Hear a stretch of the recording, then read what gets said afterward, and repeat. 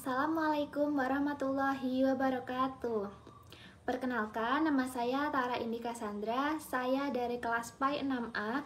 Di video kali ini saya akan menjelaskan tentang contoh-contoh urf atau adat ataupun kebiasaan. Namun sebelum kita lanjut kepada pembahasan satu persatu dari contoh-contoh tersebut, kita harus mengingat-ingat sifat-sifat wajib bagi Allah itu ada 20. Wujud, qidam, baqa, mukhalafatu lil hawadisi, qiyamu binafsihi, wadaniya qadrat iradat, ilmu hayat sama, basar kalam hadiran muridan, aliman hayan sami'an basiran mutakaliman. Itulah sifat-sifat wajib bagi Allah. Baik, saya akan membahas tentang contoh-contoh dari urf atau adat ataupun kebiasaan. Nah, sebelum lanjut ke contoh-contohnya, kalian harus wajib tahu dulu nih apa itu urf.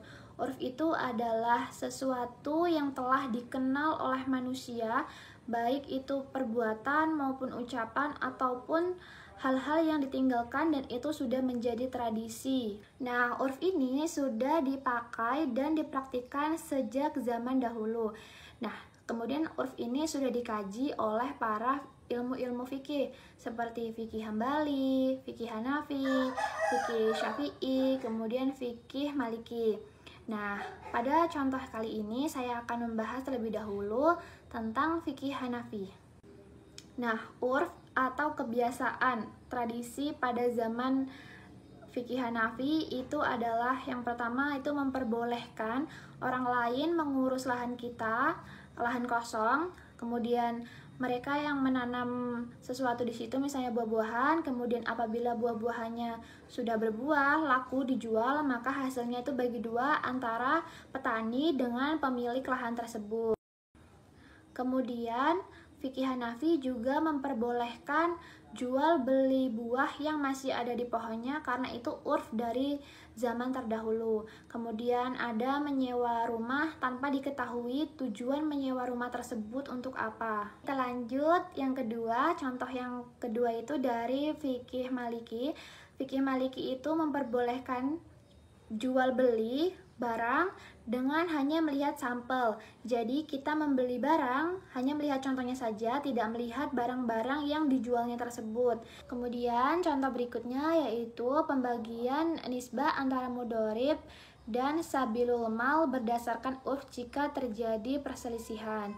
Yang ketiga itu diperbolehkannya jual beli buah yang masih di pohon karena tidak nampak buah yang matang dan buah yang belum matang karena itu sudah menjadi urf. Contohnya itu adalah terong, kemudian buah anggur, seperti itu. Lanjut yang ketiga yaitu contoh dari fikih Syafi'i. Nah, fikih Syafi'i ini tidak memperbolehkan potong tangan bagi pencuri karena disebabkan apabila tidak sesuai apa yang dicuri dengan apa hukumannya. Seperti apabila mencuri itu kurang dari 2 dirham maka tidak diperbolehkan mencuri tangannya. Apabila lebih dari 3-4 dirham maka diperbolehkan memotong tangannya. Kemudian fikih Syafi'i juga memperbolehkan akad sewa transportasi seperti kita menyewa motor, menyewa mobil, menyewa sepeda itu dihitung per jamnya berapa-berapa. Nah, itu diperbolehkan oleh fikih Syafi'i. Kita lanjut yang terakhir.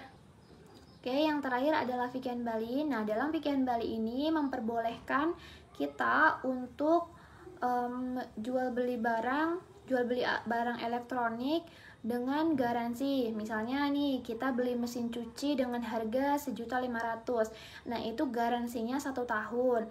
Dengan catatan, apabila tidak muter mesinnya atau tidak hidup mesinnya, maka itu boleh ditukar kembali. Kemudian yang kedua dalam fikih Hambali itu adalah konsep akilah dalam asuransi.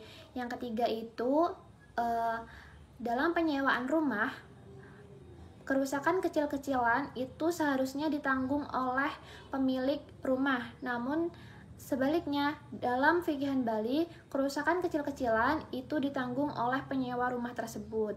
Nah, itulah tadi contoh dari urf dari zaman terdahulu maupun zaman sekarang. Perlu diingat, urf itu merupakan adat kebiasaan. Seperti itu, teman-teman. Nah, saya cukupkan video kali ini. Saya ucapkan terima kasih. Assalamualaikum warahmatullahi wabarakatuh.